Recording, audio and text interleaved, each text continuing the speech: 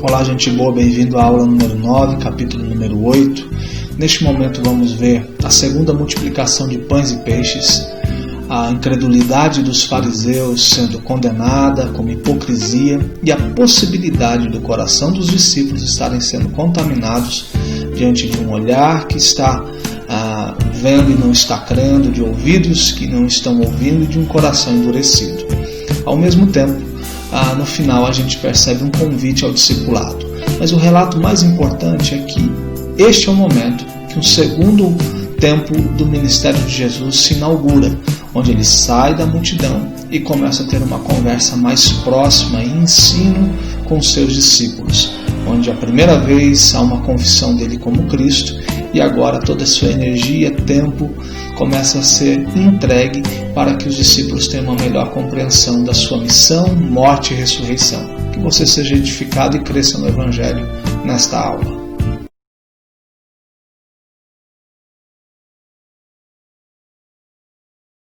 Olá, tudo bem? Vamos dar início à nossa aula número 9, o capítulo número 8. A gente recomenda que você leia o capítulo antes da aula para uma melhor compreensão de tudo aquilo que a gente vai tratar. Você vai perceber que daqui para frente há uma mudança de cenário, de energia e de agenda de Jesus em relação à multidão e os discípulos. Ele vai sair desse ambiente da multidão, da cura e dos sinais e começa a entregar mais tempo ao discipulado, ao ensino dos 12, ao mesmo tempo que agora a gente percebe um dos discípulos, Pedro, fazendo uma confissão dele como Cristo, e isso nos traz agora um novo caminhar, uma nova direção para os próximos capítulos. Então a gente chamaria esse capítulo de um segundo momento dentro do Evangelho de Marcos, e é importante a gente ter esse olhar, porque nos próximos capítulos uma mudança vai acontecer nos temas que nós vamos tratar. Chegou a hora da segunda multiplicação dos peixes e dos pães. A gente vai ver isso do versículo 1 até o versículo 10. Novamente, o que faz Jesus ter esse sentimento de compaixão, que é um profundo amor, não é um olhar de indiferença, não é um olhar que percebe as necessidades e as carências das pessoas que estavam ouvindo e dizendo: eu não tenho nada a ver com isso, não é um olhar irresponsável, mas ele se responsabiliza pelas dores, pelas angústias, pelo sofrimento, pelos problemas futuros, quando ele diz: se eu despedir essas pessoas daqui, elas vão desfalecer pelo caminho. Ou seja, uma preocupação com aquilo que pode acontecer a partir daquele encontro. E aí no versículo 2 a palavra é tenho compaixão. Se você lembrar do capítulo 6, a gente trabalhou um pouco do olhar de Jesus, das mãos de Jesus, do sentimento de Jesus, e o comportamento agora é o mesmo. Não é simplesmente alguém que percebe os problemas que estão ao seu redor e diz: eu sei, eu sinto muito, mas não há o que fazer. Não, ele se responsabiliza e diz que ele não pode deixar essas pessoas que estão há 3 dias ouvindo os seus ensinamentos seguir pelo caminho como se nada pudesse ser feito. É interessante essa fome das pessoas e esse desejo de ouvi-lo. Provavelmente é algo que está mexendo com os corações das pessoas, é algo novo. Eu me lembro daquele momento onde Jesus libera os seus discípulos para seguir o seu caminho, cada um ir para onde achar melhor. E aí os discípulos olham para Jesus e dizem: para onde a gente vai se só do Senhor nós temos as palavras de vida eterna? Então, é esse impacto que as palavras de Jesus têm produzido no coração dos seus ouvintes, das pessoas que estão vindo de vários lugares. Perceba que Jesus não deixa essas pessoas irem para o seu caminho, como diz ali no versículo 2, no versículo 3, dizendo que alguns deles vieram de longe. Então há uma energia, um tempo, uma dedicação para ouvir o que Jesus de Nazaré tem para dizer.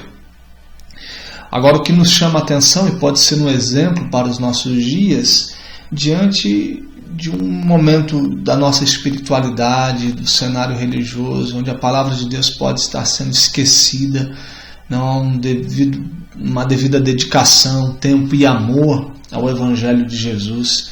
A gente percebe uma multidão durante 3 dias ouvindo, se dedicando e se permitindo viver esse processo de transformação a partir das palavras do nosso Mestre. Que isso sirva de alerta para a nossa consciência, o nosso coração e o nosso amor pela palavra, pelas Escrituras e o desejo de aprender. Eu acho que a gente pode tirar uma boa lição e até mesmo uma disciplina para os nossos dias diante de uma realidade onde a palavra de Deus não tem ocupado o ambiente central das nossas vidas. Ela pode ser parte de um sermão de domingo, mas ela não encontra um lugar durante a nossa semana, no nosso dia a dia.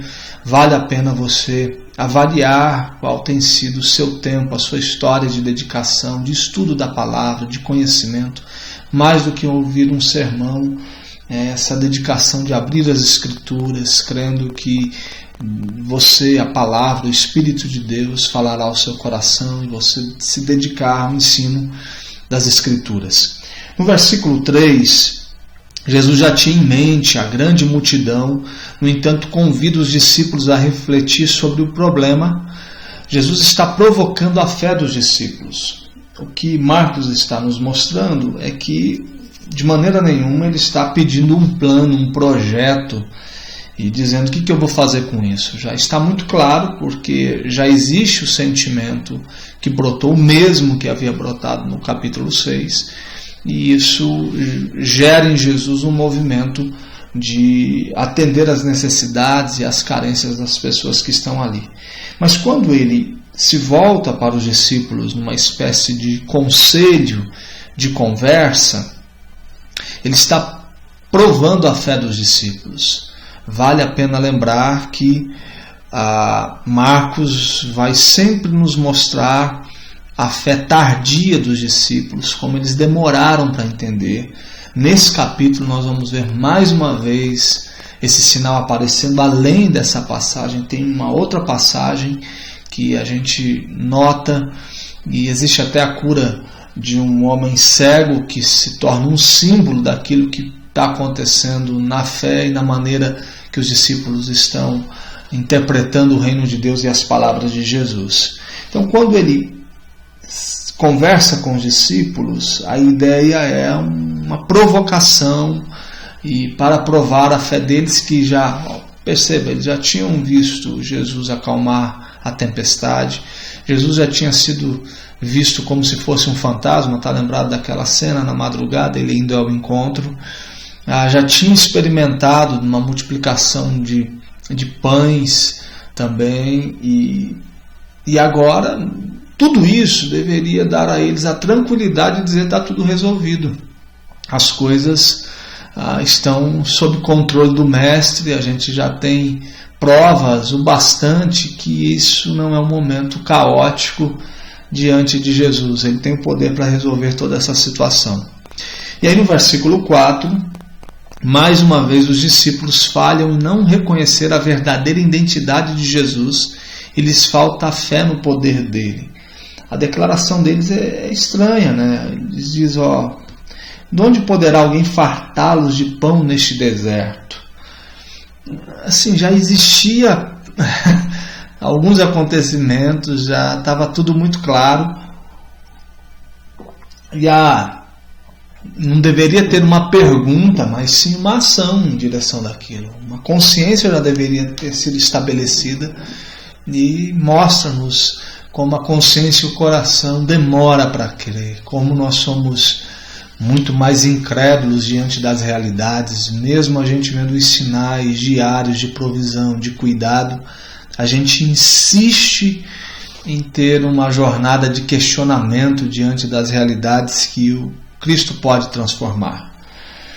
E Jesus faz a pergunta para eles: quantos pães vocês têm? Responderam eles: 7. Provavelmente representa as nações gentias ao redor de Israel. Alguns estudiosos dizem que nesse momento onde 7 pães estão sendo utilizados para saciar a fome dessas pessoas, é um símbolo da missão de Jesus e do alcance dele diante de todas as nações gentias que estavam ao redor, da sua missão, e os 12 cestos cheios que são recolhidos da outra multiplicação simbolizam Israel, ou seja, a missão do Messias contempla a realidade de Israel e a realidade ao seu redor também. Ele veio para o seu povo, mas ele também alimenta os gentios. E esses dois números podem simbolizar essas duas realidades. Alguns estudiosos vão nos apontar esse caminho. E aí no versículo 6 ele ordena ao povo que se recline ou assente-se, para que algo seja feito.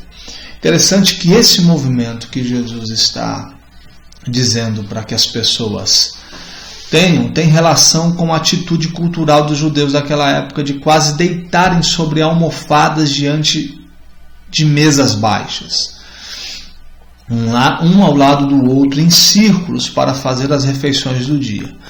Ao solicitar que as pessoas reclinassem sobre o chão, se assentassem, Jesus está comunicando a todos que uma refeição seria servida. Então, depois de 3 dias ensinando, essas pessoas estão ouvindo, diante da dúvida dos discípulos, do questionamento deles, ele fala: agora vocês podem sentar. E aí ele pega alguns peixinhos, ele abençoa, e ele manda que isso fosse igualmente distribuído. Eles se comem, se fartam, dos pedaços eles recolhem ainda 7 cestos, e era cerca de 4.000 homens. Então Jesus os despediu. Então está aí a segunda multiplicação de pães e peixes, a uma multidão faminta por Jesus, pelo Evangelho, mas também fisicamente. E a compaixão de Jesus traz tanto uma provisão espiritual, mas uma provisão física, o sustento para a jornada, o sustento para a vida, o sustento para retomar o nosso caminho. Essa é a bela lição do Evangelho, desse relato bíblico, que a nossa aproximação de Jesus vai saciar a nossa fome da alma, do coração, a nossa necessidade espiritual de um alimento sólido que só pode vir dos seus lábios. Ao mesmo tempo, a compaixão de Jesus nos alimenta para a nossa jornada, traz a provisão, cuida da gente, se preocupa com os detalhes da nossa vida, com como que vai ser a nossa vida diante dessa realidade que nos tomou e dessa verdade que veio sobre o nosso coração. Agora a gente vai para um segundo momento onde os fariseus pedem um sinal. Chegamos no versículo 11, quando os fariseus querem um sinal, e Jesus vai tratar dos versículos 14 ao 21, o fermento dos fariseus. Os fariseus já haviam decidido que Jesus devia morrer. Você está lembrado de Marcos capítulo 3, aquele momento que o homem é curado no sábado da sua mão ressequida, e Jesus faz uma pergunta e o silêncio fica naquele lugar, causando até uma indignação em Jesus, porque eles sabiam a resposta, mas ficaram constrangidos em dá-la diante das perguntas de Jesus. Jesus estava dizendo que não fazer o bem pode ser o mesmo conceito de produzir o mal. Então, se você tem condições de fazer o bem a alguém e não faz, você está fazendo o mal a essa pessoa. E Jesus cura esse homem, e logo depois da cura, os fariseus começam a planejar a morte de Jesus, nos mostrando como essa interpretação maldosa, maldita da vida já tinha tomado conta do coração deles, esse coração inclinado à incredulidade, porque eles não conseguem fazer o bem e curar um homem, mas no dia de sábado pode projetar a morte de alguém. E agora eles estão pedindo um sinal, e Jesus sabe que esse sinal não é um sinal para gerar fé, não é um sinal para produzir conversão, transformação. É um sinal de gente que está buscando provocá-lo, desconstruir a sua imagem e dizer que ele não é aquilo que está afirmando ser. No versículo 12, ele arranca do íntimo do seu espírito um gemido e disse, essa espécie de aquilo que provocou mesmo em Jesus uma reação que ele diz de profunda tristeza diante do comportamento desses homens, que não só tem a incredulidade, tem a hipocrisia e consegue fazer pedidos baseado numa mentira, consegue fingir. Então isso é o cenário da hipocrisia, né? Chegam para Jesus a uma voz de piedade, um coração que diz que está querendo ver ele fazendo alguma coisa, mas na realidade aquilo dali é uma fachada, é uma mentira. Novamente a gente pode trazer o que o profeta Isaías fala sobre eles, né? Que com os lábios eles declaram alguma coisa, mas não tem conexão com o coração. Tentaram fazer com que Jesus provasse ser um profeta maior do que Elias. Queria apenas um milagre como um show, mas Jesus apontou para o povo e a sua longa história de fome espiritual e de justiça. O pão partido e multiplicado era o maior sinal para aquela geração. Esta geração, como Jesus vai tratar ali no versículo 12, era uma maneira de se referir a um tipo de gente mesquinha e hipócrita. Então, quando ele se refere a esse pedido, usando essa palavra, ele já está denunciando porque era uma linguagem comum para esse tipo de comportamento. Depois nós vamos ver que ele mostra de uma maneira íntima, privada, na transfiguração, essa realidade que eles estão pedindo agora publicamente, quando aparece Elias e Moisés no Monte da Transfiguração, e os dois desaparecem e ele fica. Então o tempo do profeta apareceu e se foi, o tempo da lei apareceu e acabou, e agora o que nos resta é o tempo da graça, essa imagem que fica. Então na Transfiguração é isso que eles estão tentando provar, quem é maior. Ele nos mostra isso, mas num ambiente bem mais íntimo e privado, e não para essas pessoas que estão simplesmente buscando alguma forma de tentar diminuí-lo e incriminá-lo. E aí no versículo 16, os discípulos estão perguntando e preocupados com o pão. Eles saem dali e entram no barco e não têm o cuidado de levar um pão sequer. E quando estão lá dentro, eles estão preocupados com isso, né? O problema não é a falta de alimento, mas é a falta de fé no único que pode prover essa e todas as demais necessidades. Porque Jesus chega até eles e fala: mas até agora vocês não conseguiram compreender. Novamente, né? Tem a multiplicação de pães e peixes, que eles ficam perguntando onde eles vão conseguir encontrar um mercado aberto para poder comprar todo aquele alimento necessário para alimentar aquelas pessoas. E eles tinham acabado de experimentar daquilo, entram no barco e agora ficam perguntando: e agora? Como que a gente vai comer? A gente não pegou nenhum pão daqueles que sobraram, a gente está aqui sem nenhuma condição, como que a gente vai se alimentar? E Jesus vem para eles e fala: como que vocês têm esse coração endurecido? Como que vocês estão vendo e não estão crendo? Vocês estão ouvindo e não estão compreendendo?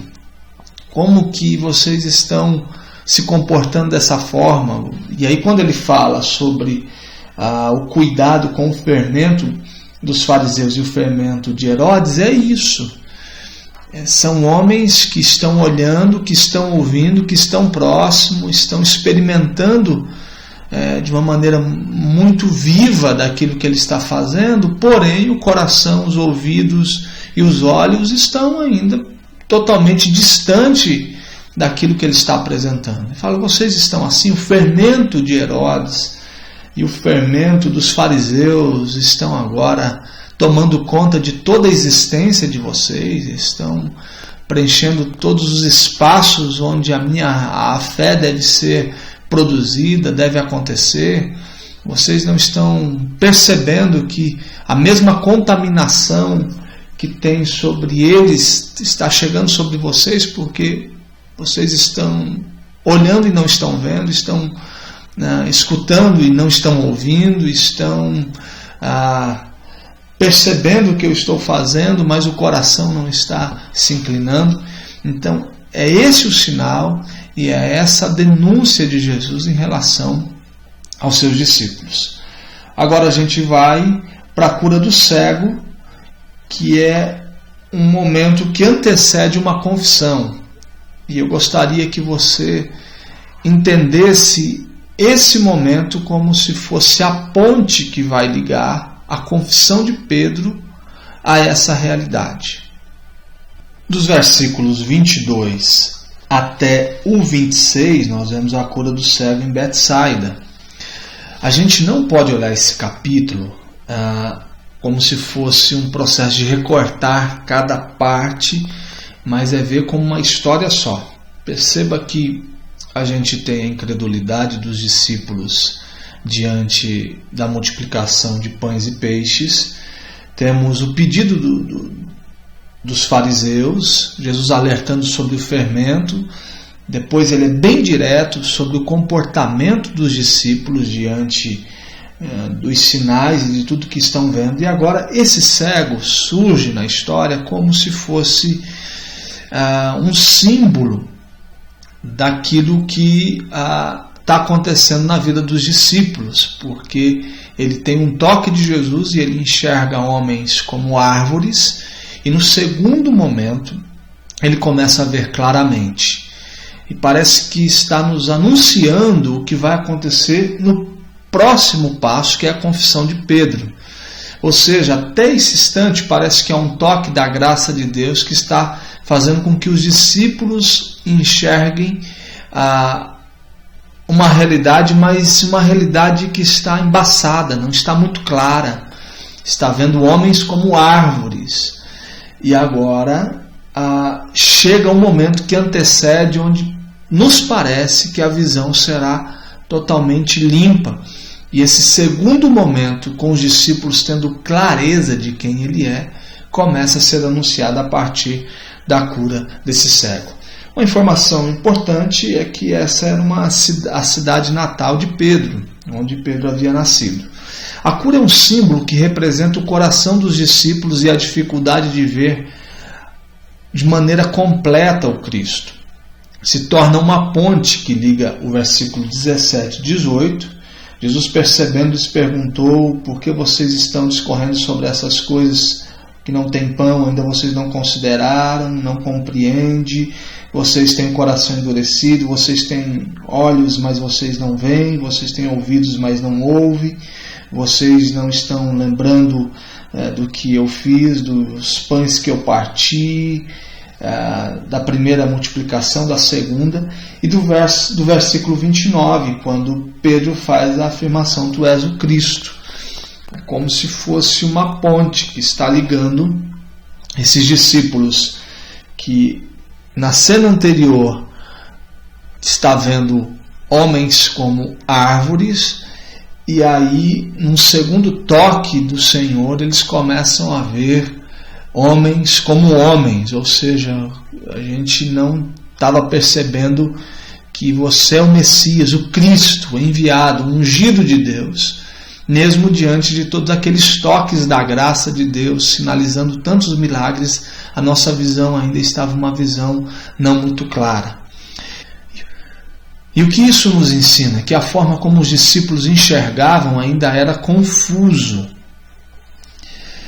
Que o Evangelho mexe com os nossos valores e nos mostra uma nova forma de ver o mundo. O Evangelho é esse poder de Deus que arranca de nós toda a nossa incapacidade de ver o mundo a partir dos olhos de Deus. Uma visão real, de acordo com a palavra de Deus. O óculos que nós enxergamos a vida já não é mais um óculos de uma cosmovisão, né, que a gente chama humana, de ideologia, mas a gente enxerga o mundo agora com os olhos do Evangelho. E com os valores do Evangelho, nos comportamos de acordo com aquilo que o Evangelho nos fala, direcionamos a nossa vida. E o Evangelho mexe com os nossos valores e com a nossa forma de ver o mundo. O Evangelho não permite mais que discípulos de Jesus enxerguem homens como árvores, mas enxerguem homens como homens. O Evangelho nos dá uma outra visão do que significa ganhar a vida. E a gente vai perceber isso no final, quando ele já está falando de discipulado, dizendo: se alguém quiser vir após mim. Então ele está invertendo a ordem, a gente ganha a vida perdendo a vida, e a gente vai tratar disso um pouco mais para frente. e precisamos de um segundo toque para vermos a realidade do nosso coração diante do Cristo. Esse coração pecaminoso precisa ser tocado nos olhos, os ouvidos. A vida precisa ser tocada para que o nosso coração seja transformado e a gente reconheça o nosso real estado diante do Messias. E somente uma mudança de mente pode produzir uma mudança radical na forma como interpretamos a vida. Então, esse é o texto que, lógico que a cura do homem é algo extraordinário, o toque de Jesus, ele faz um processo diferente de um toque com uma saliva, é uma maneira diferente que ele está impondo as mãos sobre esse cego, é uma cura em 2 etapas. E como eu disse para vocês no início desse capítulo, esse é um capítulo de virada de chave, de um segundo momento, para um segundo tempo da missão de Jesus. E parece que esse segundo tempo já não é mais uma realidade onde os discípulos estarão enxergando homens como árvores, mas estarão enxergando homens como homens. É um momento onde as vistas dos discípulos vão se abrir para que eles possam confessar que ele é o Messias. Então, quando a gente olha para Marcos nos contando esse relato, antecedendo aí a confissão, nos relatando esse momento antes e nos conduzindo a um novo momento onde a agenda de Jesus vai se tornar mais uma agenda para dentro dos discípulos, de um momento de ensino e discipulado com os 12, nos parece que esse texto é um texto simbólico e uma ponte que vai ligar essas duas realidades. Nos versículos 27 até o 30, temos a confissão de Pedro. A Cesareia de Filipe, onde isso acontece, era um local de maior concentração de gentios. Então, a gente viu no capítulo anterior que a opção de Jesus foi sair do centro, do ambiente onde aquelas conversas carregadas de desgaste, sobre o que contamina o homem, aquela conversa onde não há nenhum tipo de disposição para crer, mas somente questionamentos para tentar acusá-lo dos seus erros, que também acontece aqui dos versículos 11 até o versículo 13. Já não é mais o ambiente de concentração ministerial de Jesus, ele passa agora a andar mais entre os gentios e faz uma escolha pela periferia, pelo ambiente que está à margem. Então essa é uma cidade onde a concentração maior dos gentios, e é nesse ambiente que uma confissão extraordinária sai dos lábios de Pedro. Se a gente puder ler novamente. Então Jesus e os seus discípulos partiram para as aldeias de Cesareia de Filipe. No caminho perguntou-lhes: quem dizem os homens que sou eu? A ideia aqui não é que eles fiquem dizendo, ou ele está preocupado com a sua imagem, preocupado com o que as pessoas estão dizendo. Ele está conduzindo agora para esse novo momento, para que uma nova forma agora de construir os seus dias ao lado dos discípulos seja desenvolvida. E responderam: João Batista, outros Elias, mais outros alguns dos profetas. Então lhes perguntou: mas vós, que dizeis que eu sou? Respondendo Pedro, lhe disse: tu és o Cristo. Advertiu-os Jesus que a ninguém dissesse tal coisa a seu respeito. Mais uma vez o segredo messiânico. Mas com a confissão de Pedro tem início a segunda metade de Marcos. A partir de agora Jesus muda a direção principal dos seus ensinos, deixa as grandes multidões e concentra-se no discipulado dos 12. Ao grupo de discipulado passa a revelar mais e mais sobre sua missão, morte e ressurreição. Então essa é a temática agora, e o assunto é missão, morte e ressurreição a partir do capítulo 9. Pela primeira vez em Marcos, um dos 12 reconhece Jesus como Cristo, ungido de Deus. São 8 capítulos. Marcos tem esse objetivo também de mostrar essa fé tardia dos discípulos, e somente agora parece que eles deixam de enxergar homens como árvores, lembrando o texto anterior. Cristo pacientemente e graciosamente continua se revelando através de sua palavra. O Espírito opera em nós a fé que afirma Jesus é o Cristo.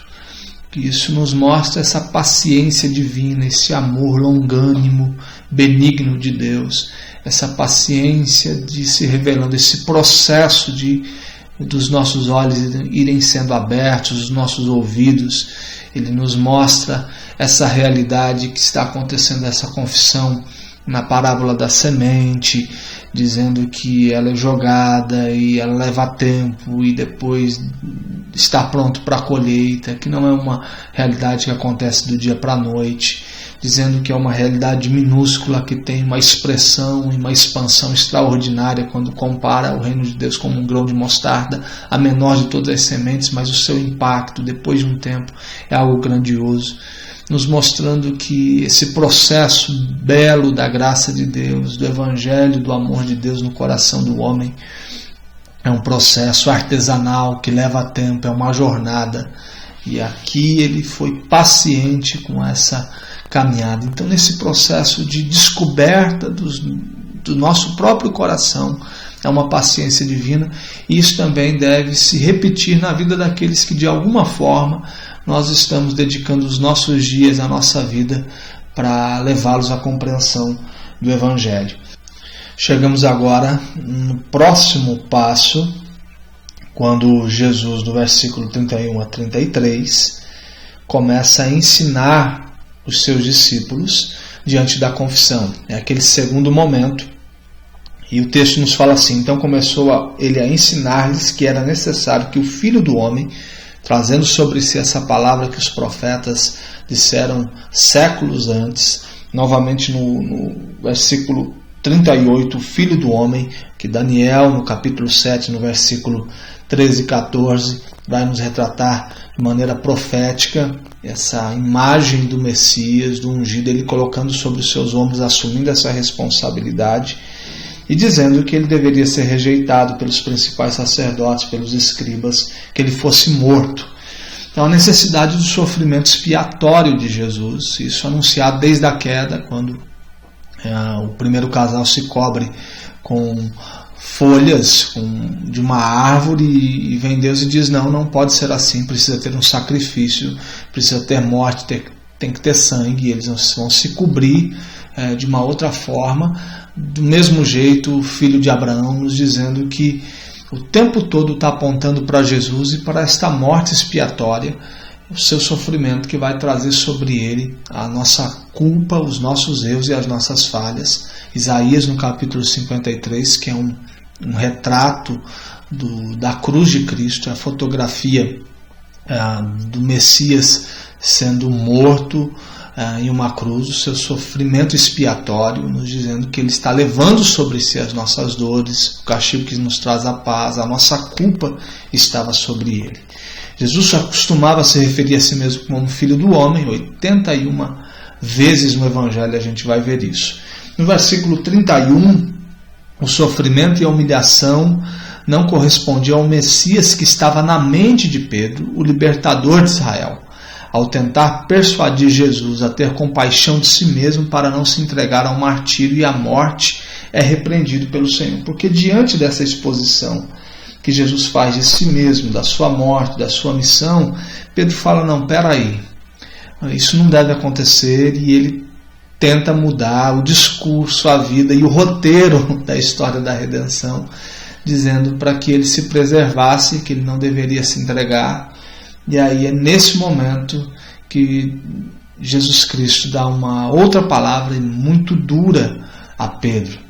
Interessante como essas duas realidades, né? Ao mesmo tempo que é uma confissão bonita acontecendo no versículo 29, agora há alguém que não está compreendendo ainda claramente, porque a visão deles é de um libertador que vai acontecer a partir do poder político, religioso, é alguém que não vai se entregar ou se permitir conduzir a uma morte de sofrimento de cruz.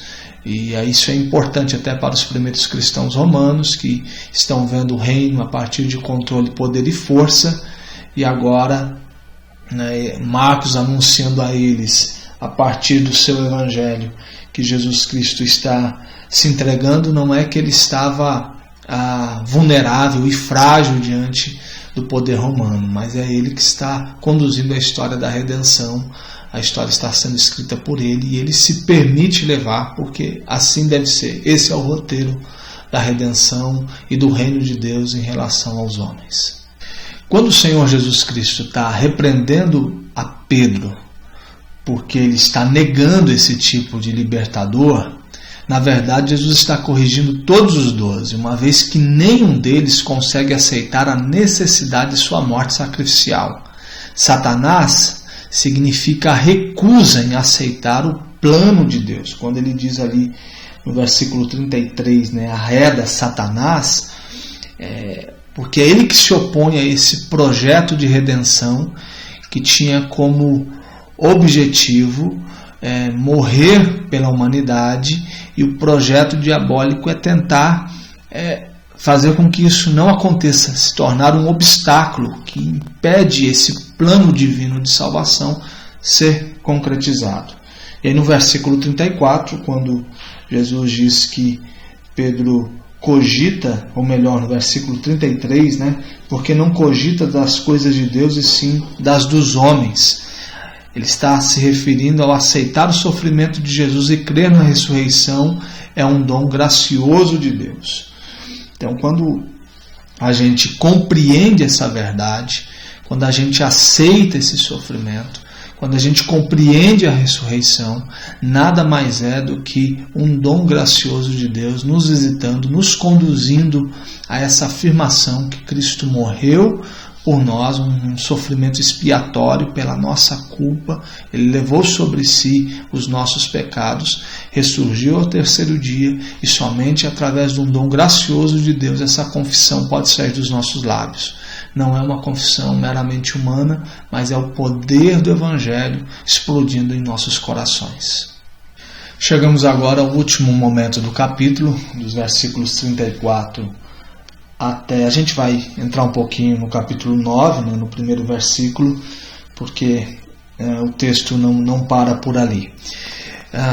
O discípulo de Jesus deve levar a sua cruz. Jesus agora aplica as implicações do fato de ele ser o Messias às vidas dos seus seguidores.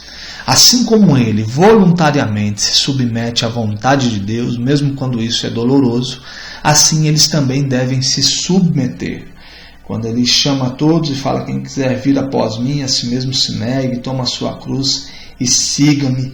Quem quiser salvar a sua vida, perdê-la-á. E quem perder a sua vida por causa de mim e do Evangelho, salvá-la-á. E ele fala: o que aproveita o homem ganhar o mundo e perder a alma? A primeira ruína do homem é o amor por si mesmo, e é isso que o Evangelho vai mudar em nossos corações. Esse amor egoísta, esse amor que pensa em si mesmo. Nós começamos a amar a Deus acima de todas as coisas, o nosso próximo. É um novo olhar de amor para uma nova realidade, onde a gente sai do centro desse amor e a gente começa a ter um amor que nos joga para Deus, mas também nos remete a uma comunidade, a um olhar para o lado, e não é um ambiente de se salvar e que tem como finalidade resolver os seus próprios problemas. A gente inicia esse capítulo vendo um olhar de compaixão, e agora a proposta do discipulado é que homens e mulheres seguidores de Jesus também carreguem no peito um coração carregado de compaixão. No versículo 34, tome sua cruz. Aceitar as cargas de ser um imitador de Cristo, que suporte qualquer dificuldade. Essa é a ideia. Gente que entenda que seguir a Jesus é você suportar as dificuldades, é você ser um imitador e estar disposto a carregar essas cargas. No versículo 35, o mistério do sofrimento de Jesus inverte tudo o que os discípulos conhecem e imaginam. A fim de salvar suas vidas, eles devem estar dispostos a abandoná-las. Essa coisa incompreensível, como que a gente salva a vida perdendo a vida, como que a gente guarda a nossa vida, abandonando a nossa vida. O Evangelho não é um ambiente de preservação, é um ambiente de entrega. Então a gente não é tomado pelo poder do Evangelho para preservar as nossas vidas. É um salvo que se salvou e está tudo resolvido, mas é esse ambiente de entrega, de devoção, esse ambiente onde um salvo vai salvando pessoas a partir da sua disposição de estar em missão, de entregar sua vida, seus dons e talentos. Então a salvação em Cristo Jesus é mais do que uma preservação, não é isso. É um ambiente de entrega, de amor, e um ambiente onde a nossa vida passa a fazer sentido à medida que a gente vai perdendo a vida em relação a entregar-se em direção à vida daqueles que estão sofrendo. No versículo 36 e 37, Jesus ressalta a loucura de correr atrás de um mundo vazio enquanto se é roubado da vida eterna. E esse é um movimento natural de um homem pecaminoso, de uma sociedade em queda, o tempo todo correndo atrás daquilo que Eclesiastes vai dizer, né? Correndo atrás do vento, de uma bobagem, de uma vida oca, enquanto a gente é roubado dessa certeza da paz e da garantia da vida eterna. E aí no versículo 1, eu quis colocar isso porque alguns ficam perguntando, né, sobre essa realidade. Em verdade vos afirmo, dos que aqui se encontram, alguns há que de maneira nenhuma passarão pela morte até que vejam ter chegado com poder o reino de Deus. Esse poder é o testemunho da ressurreição. É o Evangelho de Cristo Jesus depois da sua morte e ressurreição. Então esse é o momento que ele está dizendo: alguns de vocês não passarão pela morte até que vejam esse momento. E na realidade isso aconteceu. Apenas Judas não conseguiu testemunhar a ressurreição. Eu quero terminar com uma última citação de Tomás Halink. Eu não tenho procurado fazer desse estudo de Marcos um ambiente onde cito vários escritores, teólogos. É um ambiente mais de lendo a Bíblia e tentando compreender capítulo por capítulo, para aquelas pessoas que muitas vezes não leram a Bíblia dessa forma. Então a ideia não é ser algo muito robusto a partir de escritores, de teólogos, mas é a Bíblia e somente a Bíblia. Mas eu gostaria de terminar citando um texto de Tomás Halink, quando fala do reino do impossível, o reino do absurdo, um lugar onde se aplica uma lógica do paradoxo. Se quer ser o maior, ser o menor, ser o servo de todos. Quem perde a sua vida, ganhá-la-á. Aqueles que têm, receberão, ao passo que aqueles que não têm, até o que têm lhe será tirado. O operário contratado à última hora receberá o mesmo salário que aquele que carregou o peso do dia e do calor. O amo a quem o administrador desonesto roubou, louvá-lo por ter agido com prudência.